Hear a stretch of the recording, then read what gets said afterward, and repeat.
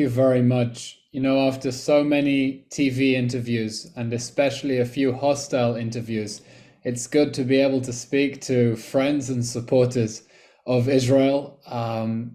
When what happened on October 7th, Israeli society came together in the most amazing way, especially considering all the division and polarization inside Israel over the last year, the last few years. People dropped everything and dedicated themselves and all their time and resources towards that goal of victory. And that's not just in Israel, that's around the world as well. Jews around the diaspora also putting everything to one side and coming together to support Israel and redouble the efforts that they've made in previous years. And I know that Jewish National Fund USA has done such incredible work as well over the past few years, and especially since 10/7, to support Israel at this dark moment, reminding us we're all in the same boat and we're all part of the same family. So first of all, thank you very much for all your efforts. We're now in a critical and difficult stage of the fighting in Gaza. Israel announced after the October 7 massacre 3 goals: the destruction of Hamas so it can never hurt our people again, the return of all the hostages, and the creation of conditions in the Gaza Strip, as President Biden himself has said on so many occasions, to make sure that Gaza can never pose a threat to Israel. The first stage of the fighting took place until we had managed to put enough military pressure on Hamas that it was willing to release hostages. And we got, over the space of 7 days, 110 hostages out. I think it was 7 days, 110 hostages out. It's a huge achievement. It's not enough because we still have 135 still in the Gaza Strip. Maybe you heard the number 137, but yesterday we brought back the bodies of 2 hostages who had been murdered in captivity. And we have 135 still in Gaza, 19 of whom have been murdered by Hamas since 10/7. After that hostage release pause, Hamas decided to resume hostilities on December 1st, and we find ourselves now in a new stage of fighting. We are close to mopping everything up in the north of Gaza. We have seen hundreds of terrorists surrender to the IDF as their morale collapses, and the Hamas's grip on power also collapses in Gaza. And we're encircling their strongholds in Jabalia and Shaja'iyah, in Khan Yunis, entering in, going closer to the centers of Hamas power. It is a dangerous battle. This morning, the whole nation's heart broke to see that 10 of our finest sons had been killed in battle, in intense face-to-face fighting. I think sometimes the international media present this as if it were purely an aerial bombardment instead of actual close quarter fighting, where our soldiers are going door to door, uncovering terror infrastructure. And they are fighting terrorists who are disguised as civilians and operating out of civilian buildings in civilian areas. We are finding tunnel shafts in universities, in mosques, in schools, in people's homes. There was even a tunnel shaft that was found under a child's bed, and a mattress compartment that was found full of RPGs and anti-tank missiles. So it's a very difficult battle for our forces now as they work to dismantle the Hamas terror state, and they work to destroy the terror infrastructure that Hamas has spent the last 16 years building in civilian areas, because Hamas's whole strategy is based on human shields. It is based on attacking our people and then hiding behind their people in the hope that they will be able to evade justice. And we've said after 10/7, no, we're going after the whole of Hamas's terror infrastructure. And to do that, we're asking civilians to get out of the way, but we will ultimately go after all of Hamas's terror infrastructure. Now we have a problem. The problem is that some of the nations that understood immediately after 10/7 what happened and why we have no choice but to go and to destroy Hamas are perhaps losing their nerve. Not the United States. The United States stays standing shoulder to shoulder with us, and President Biden could not have been clearer on a million opportunities that this war must end with the end of Hamas, and the US will make sure that Israel has everything it needs in order to destroy Hamas. But Hamas is pursuing a sick and twisted strategy to try to get as many people on their own side killed, to manufacture as grave a humanitarian crisis as possible, in the hopes that those images will generate sympathy.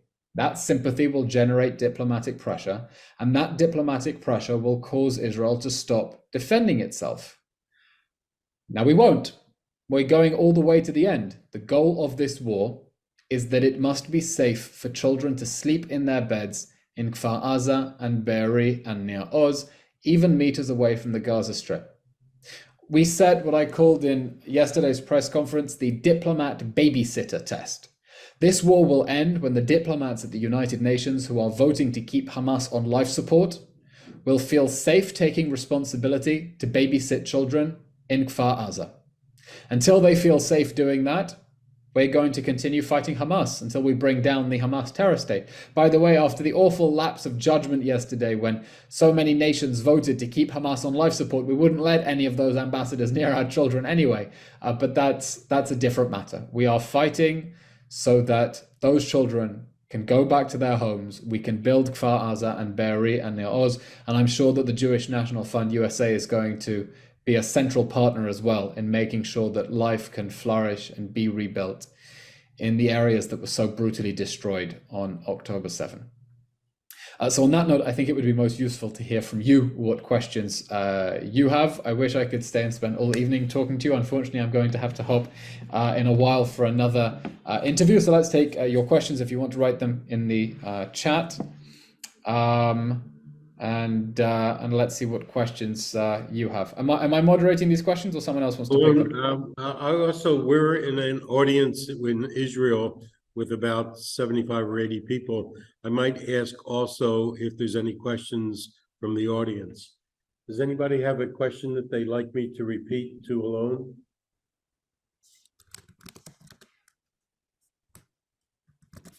Okay, so let's see what questions we have here. I'm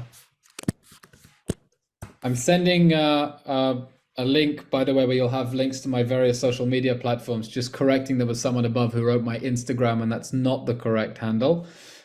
So if you want to connect on Instagram, Twitter, Facebook, LinkedIn, any of the apps, you can go into that and that'll direct you. Okay, there's a question from Holly Rosenberg. How could Hamas build all those tunnels in Israel and Gaza? Didn't anyone know the tunnels were being built? Holly, everyone knew those tunnels were being built. Everyone. And we think it is outrageous that the World Health Organization has covered up Hamas's crimes for so long. The Red Cross has covered up Hamas's crimes for so long. Even after we uncovered those tunnels underneath the Shifa hospital, they continue to run propaganda for Hamas, accusing Israel of targeting healthcare infrastructure instead of admitting the truth, that Hamas built tunnels under that hospital and used it for military purposes. And I think the reason they can't admit that truth is it would show the extent of their complicity, that they knew and they were silent. So yes, they knew. And we are demanding clear answers from these agencies, why they didn't say anything, and what they plan to do in the future in order to prevent terror organizations from exploiting hospitals for military purposes ever again. Because this isn't just about Israel. They failed us. It's not just about the Palestinians. They've definitely failed them. It's about the whole architecture of international peace and security and the institutions that we rely on to advance the goals of our common humanity. And if we can't rely on them because we know they're covering up for terror organizations, that's a serious problem for the whole world. So they knew. They knew, and they're still covering it up. Thank you. What is happening in the north? Since 10/7, Hamas has been trying to escalate this conflict by getting other actors to enter the war. It tried immediately to get Palestinians in the West Bank to join in the fighting and grab knives and guns and start attacking Israelis. And it's been trying to drag Hezbollah in the north into attacking Israel. And for the last 2 months, we have been grappling with unprovoked aggression from Hezbollah that has been firing rockets at Israel, firing rockets and forcing us to evacuate the whole border zone.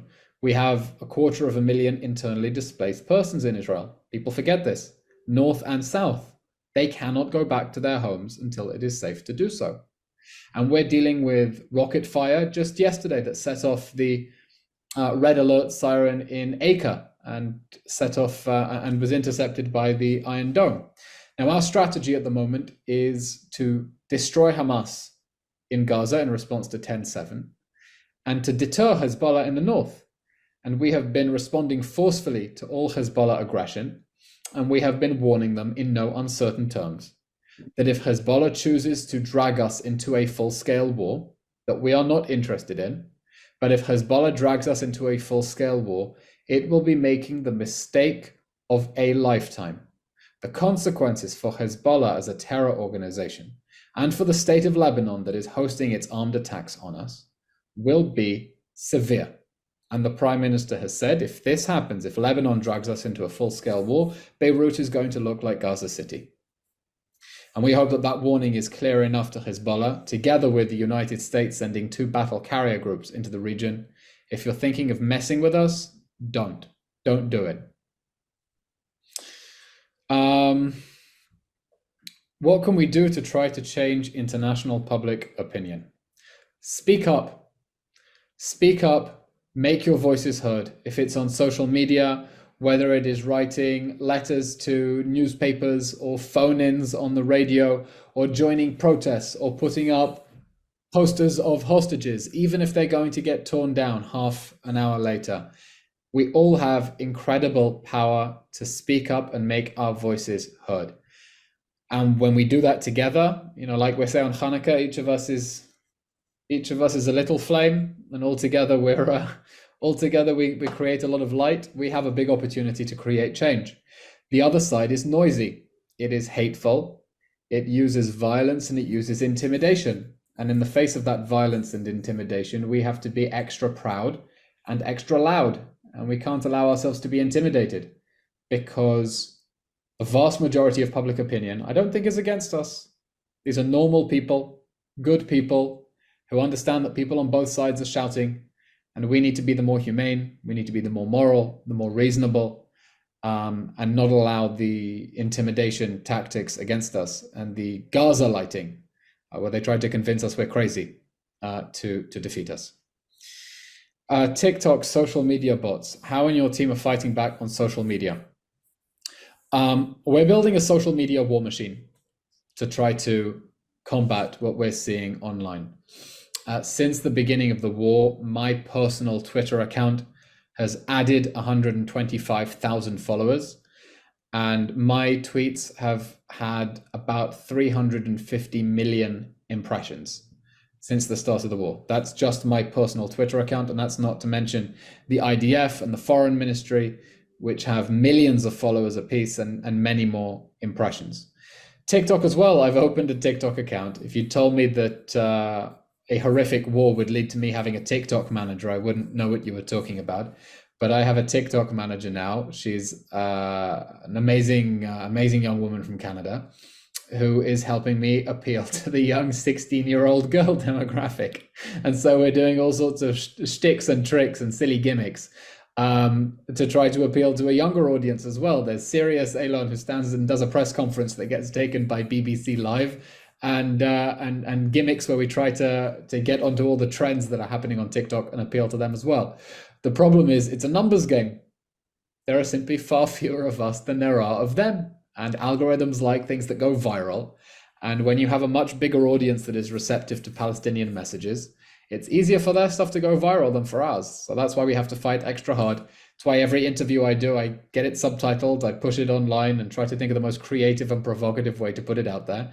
And if you want to click on the link I sent you and follow me on Instagram and Twitter and the other platforms and hit repost, you can help spread the message, and we can try to make some things viral. And alone, what do you have to say about the emergency session at the UN yesterday? That no UN Secretary General in history has gone so far to secure the survival of a terror organization. They use the word humanitarian ceasefire, and what they mean is keeping Hamas on life support. That is the meaning of any end to the fighting that doesn't end with the end of Hamas. It's as simple as that. And we're noticing inconsistencies in our allies' foreign policy, things that just don't make sense. Australia, Canada, and New Zealand put out a joint statement calling for a sustainable ceasefire. And in the same statement, they call on Hamas to lay down its arms. Well, which is it? You want a ceasefire with Hamas, or do you want Hamas to surrender?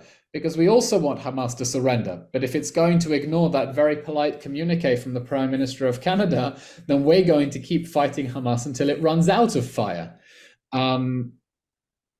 That is the reality of what happened at the United Nations. I know Australia tried to spin it as, we want to get humanitarian aid in and the hostages out. And if that's what it were all about, we would do the same. We also would gladly pause the fighting for a few days to get the hostages out. But that is not what the proposal was. This was a resolution to shield Hamas from the consequences of the 10/7 massacre and keep it free while it is promising another 10/7 massacre, and even worse, to leave it emboldened, because it's threatening another 10/7 massacre, and it will think that the world will stand behind it and tie Israel's hands and stop it defending itself and its people if we're attacked again. So I think international historians are one day going to discuss at length how international institutions were hijacked in such a way to try to secure the survival of a terror organization. But that's going to happen in a while, and it'll happen after Israel's total victory over Hamas. With Israel's success, have we seen a reduction in missile launches from Gaza? Yes, we haven't heard any in Tel Aviv today, and I think you might have just jinxed it now. Yes, Hamas has a large silo of 75-kilometer missiles. And when we pushed Hamas out of Gaza City, Tel Aviv was no longer in range of the 75-kilometer missiles. And so we've seen far fewer attempted missile strikes on Tel Aviv. We've seen a few because they still have longer range missiles, and even the 75-kilometer ones reach places like Rishon, which is just literally next door to Tel Aviv. But as the army has been going through Gaza, we've been catching a lot of these rockets and destroying a lot of the arsenal. And so we've definitely seen a drop in the rocket fire as a result of pushing Hamas further south, capturing and destroying a lot of their arms. But we mustn't forget, Hamas still sits on a fearsome arsenal. They're also preparing for a long war, and so they don't want to waste all their ammo in overnight as well. We need you to appear on American cable news stations. I've been on Fox, CNN, MSNBC, Newsmax, News Nation, usual NBC, CNN International. That's 7. Are there any American cable news stations I'm not aware of? If they are, jot them in the chat and I'll make sure my bookers reach out, because I thought we'd been speaking to everyone so far.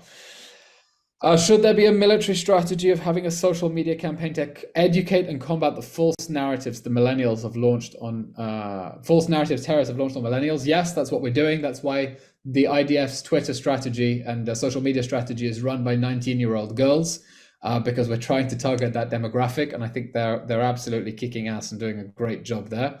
Why can't other Arab or Muslim countries offer to absorb many of the civilian Palestinians who would agree to leave? Because they don't want them.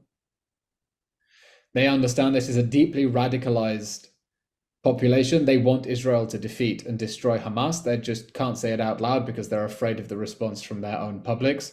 But they definitely don't want to import that domestic extremism problem into their own countries. Isn't the entire media coverage across the globe an anti-Semitic focus, as Jews are a tiny percentage of the global population? In some ways, the media coverage has an anti-Semitic tinge to it, in some cases. But it's also a product of the fact that Israel is simply an amazing place to report from. As someone told me the other day, you can sit in the lobby of the American Colony Hotel, sipping cocktails, and file a report from occupied East Jerusalem. You can go report on something in the West Bank or be embedded with the Israeli army in Gaza, and then file your story from an air-conditioned Aroma Cafe in Tel Aviv before going for drinks on Dizengoff Street. You didn't have those same facilities in Raqqa or Mosul when 86 nations were carpet bombing ISIS. One of the questions I've been asking myself this war is whether, if we had the same intense media coverage of the world's campaign to destroy ISIS in Syria and Iraq 10 years ago, how much public pressure there would have been to stop those campaigns, how many Iraqis and Syrians would still be alive, and whether ISIS would still be standing, or whether those countries would have said, we know the images are very difficult, we trust our armies are doing everything to avoid civilian casualties, but ISIS has to go. But in any case, you're seeing the Gulf because of the easy availability of access and materials. And Israel is a place where journalists love being sent to cover because it's an awesome place to report from. And so in some ways, we're the victims of our own success, being a free and democratic country. What military tactics seem most effective at getting terrorists out of the tunnels? I can't comment on specific operational matters, but some terrorists have been emerging from the tunnels to surrender. Others have been emerging from the tunnels in order to try to shoot at our forces. And as we have them surrounded for nearly 2 months, we expect they're going to be running out of supplies and are increasingly cut off from the leadership that is hiding far away from them. Are the Houthis really any threat? Yes. The Houthis, their slogan is Allahu Akbar, death to America, death to Israel, cursed be the Jews, victory to Islam. You can't make it up. They really have the self-awareness of cartoon villains, but they are a gang of terror pirates that have been disrupting maritime trade in the Red Sea, taking over ships. They're a threat not only to Israel, but to international peace and security. They've been firing missiles at Eilat that we've had to take down using some extremely advanced missile technology that blows them up in space. The Houthis are an Iranian proxy. They are a branch of Iran's imperialist project, and that threat is going to have to be addressed, absolutely. I'm going to be able to take 2 more questions, and then I'm going to have to hop onto a different interview, I'm afraid.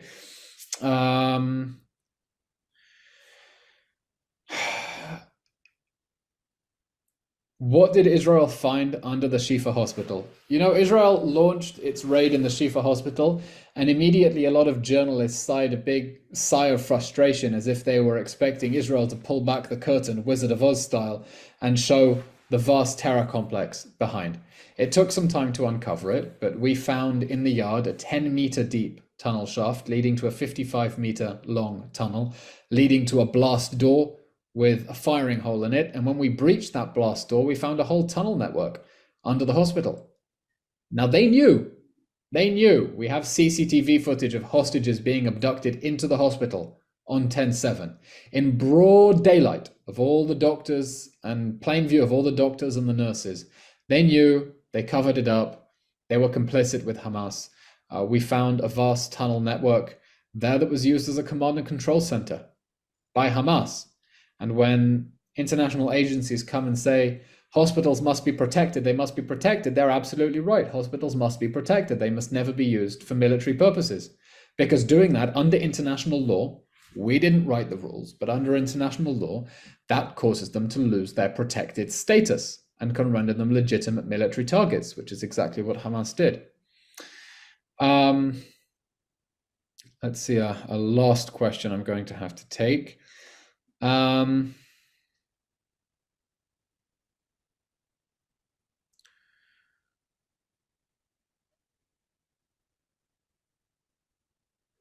How can we stop images coming out of Gaza? We can't. These are difficult images, and we're trying to remind the media that the freelance journalists they have on the ground are operating in the context of a brutal, repressive regime, and they're not free to tell the whole story. And that's why they're not showing images of the thousands of Hamas terrorists we've killed, because Hamas won't let them. And on that note, I'm afraid, thank you everyone for your very kind messages. I'm going to have to wrap up. I have another interview now. This may be interview 250 of this war. So I want to thank you all very, very, very much again for listening, for the fantastic questions, for all your work supporting Israel. And I hope that when the situation calms down, and even before then, don't wait for it to calm down, you'll be able to come to visit Israel to find ways to help rebuild this country after the horrible trauma we've been through. I'm just sending the link again where you can go, and there are buttons to all the various social media platforms and the playlist with all my interviews. And thank you very much, everyone, and happy Hanukkah. Thank you. And Alon, I just want to mention that You used the word intimidation, and we were throughout the South today, and all the mayors were telling us that their citizens are not intimidated, and they're going to move back as soon as the government allows them, and their houses get rebuilt. So That's thank the you for most being with us. Israeli thing possible, trying to bounce back as quickly as possible from disaster and trying to find a way to find normality in the most abnormal circumstances. Absolutely. So thank you again so much, and hopefully we'll call on you again for in brighter days. Let's hope for brighter days. But first we have to win. Am Israel Chai.